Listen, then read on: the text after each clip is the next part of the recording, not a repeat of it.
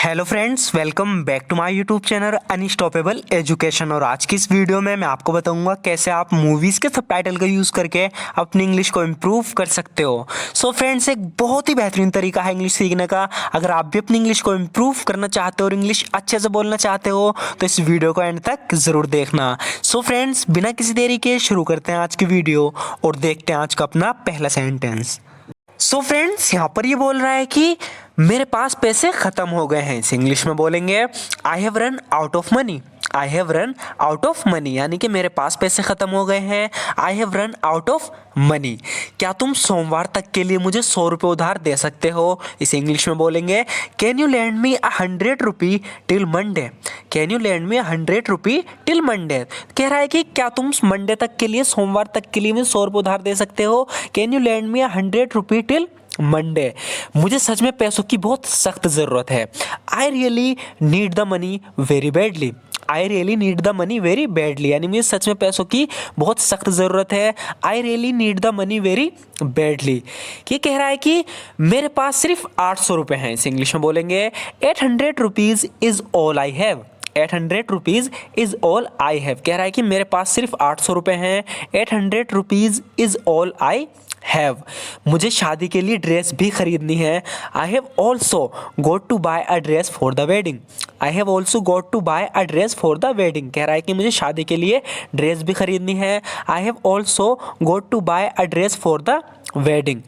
तुम बहुत डरी हुई लग रही हो। किसी लड़की को देखकर ही कह रहा है कि you seems very scared. You seems very scared यानी तुम बहुत डरी हुई लग रही हो। You seems very scared. तो इसके जवाब में बोल रही है कि उसने मुझे जान से मारने की धमकी दी है। He has threatened to kill me. He has threatened to kill me यानी उसने मुझे जान से मारने की धमकी दी है। He has threatened to kill me. आगे होगा फ्रेंड्स, यहाँ पर इससे कह रहा है कि अच्छा होगा अगर तुम चली जाओ। इसे इंग्लिश में बोलेंगे it will be better if you leave. It will be better if you leave यानी अच्छा होगा अगर तुम चली जाओ। It will be better if you leave. तुम्हारे काम की अब यहाँ ज़रूरत नहीं है। काम का मतलब सर्विसेज, जो तुम सर्विस दे रही हो, जो तुम काम यहाँ कर रही हो, उसकी ज़रूरत नहीं है। Your services are not needed here any more. Your services are not needed here any more यानी तुम्हारे काम की अब यहाँ ज़रूरत नहीं है। Your services are not needed here any more. मुझे सफाई करते हुए एक किताब मिली। तो जैसे घर की सफाई कर रही थी से एक किताब मिली तो अपनी माँ से कह रही है कि I found this book while I was cleaning up. I found this book while I was cleaning up यानी कि मुझे सफाई करते हुए ये किताब मिली। I found this book while I was cleaning up. क्या तुम्हें पता है किसकी है? Do you know whose it is. Do you know whose it is. क्या तुम्हें पता है किसकी है? Do you know whose it is. तुम हमारे साथ आओगे या नहीं? यहाँ पर ही किसी से कह रहा है कि whether you will come with us or not. Whether you will come with us or not. तुम हमारे साथ आओगे या नहीं? Whether you will come with us or not, इसका फैसला तुम्हें करना है। It is up to you to decide. It is up to you to decide. कह रहा है कि इसका फैसला तुम्हें करना है। It is up to you to decide weather you will come with us or not. तुम हमारे साथ आओगे या नहीं। प्लीज़ मुझे 6 बजे उठा देना। सो फ्रेंड्स, यहाँ पर ही सोने जा रहा है। जाने से पहले किसी से कह रहा है कि please wake me up at 6। Please wake me up at 6। Please मुझे 6 बजे उठा देना। Please wake me up at 6।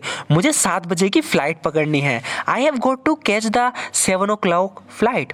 I have got to catch the 7 o'clock flight. कह रहा है कि मुझे 7 बजे की फ़्लाइट पकड़नी है। I have got to catch the 7 o'clock flight.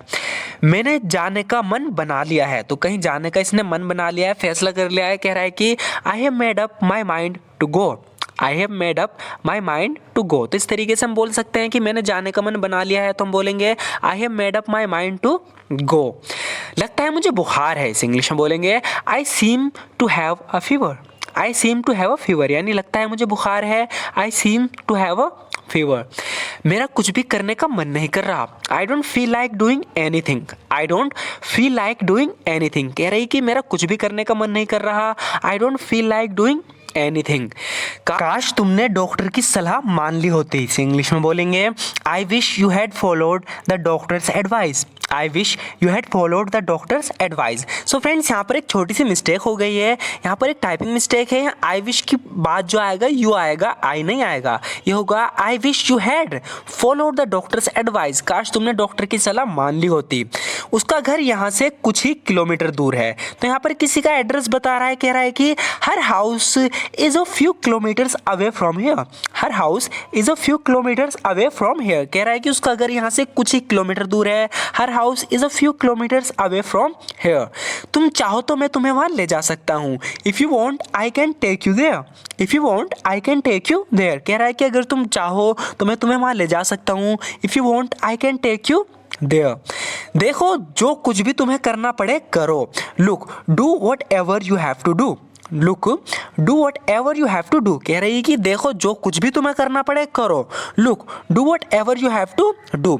लेकिन एक बात का ध्यान रखना, but keep one thing in mind. But keep one thing in mind. So friends ये काफ़ी यूजफुल सेंटेंस है। जब भी हम कहते हैं कि एक बात का ध्यान रखना, इसके लिए हम यूज़ करेंगे keep one thing in mind. ये कह रही है कि तुम्हें जो करना है करो, but keep one thing in mind. लेकिन एक बात का ध्यान रखना, चाहे जो हो जाए, no matter what happens. No matter what happens, चाहे जो हो जाए, no matter what happens.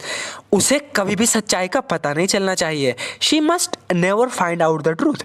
She must never find out the truth. लेकिन उसे कभी भी सच्चाई का पता नहीं चलना चाहिए। She must never find out the truth. उसे कभी सच्चाई का पता नहीं चलना चाहिए। She must never find out the truth.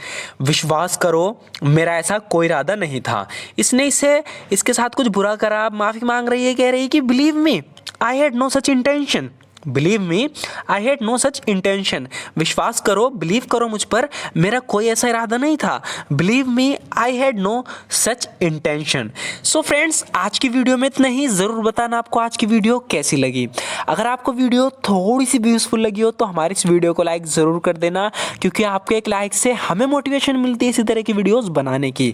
So friends अगर आपको ये सेंटेंस थोड़े से भी यूज़फुल लगते हैं, अगर आपको लगता है कि आपको इस वीडियो से कुछ सीखने को मिला है, और अगर आप फ्यूचर में भी इसी तरह की वीडियोस देखना चाहते हो, इस तरीके से प्रैक्टिस करना चाहते हो, तो हमारे इस चैनल को ज़रूर सब्सक्राइब कर लेना, क्योंकि इस चैनल पर इस तरह की वीडियोस हम रेगुलर अपलोड करते रहते हैं। सो फ्रेंड्स एक बेहतरीन तरीका है। यहाँ पर जो हमें मूवीज़ के जो सीन होते हैं, जो इनके सबटाइटल्स होते हैं, इनसे हमें हेल्प मिल जाती है कि हमें कौन सी सिचुएशन में कौन सा सेंटेंस बोलना है, और कुछ ऐसे सेंटेंस जो हम अपनी डे टू डे लाइफ में बहुत ज़्यादा यूज़ करते हैं। सो फ्रेंड्स इससे हमें काफ़ी ज़्यादा हेल्प मिलती है। और जब कभी भी आप किसी सिचुएशन में आओगे और आप इस तरह के सेंटेंस अगर आपको बोलना हो तो आप बोल भी पाओगे, क्योंकि आप इन वीडियोस को देख देख के इस बात को समझ जाओगे कि आपको कौन सी सिचुएशन में कौन सा सेंटेंस बोलना है। तो ये एक बहुत ज़रूरी बात होती है। अगर आपको इसी तरीके से रेगुलर वीडियो देखनी है तो इस वीडियो को लाइक कर देना और हमारे चैनल को सब्सक्राइब कर देना। Thank you so much for watching this video friends.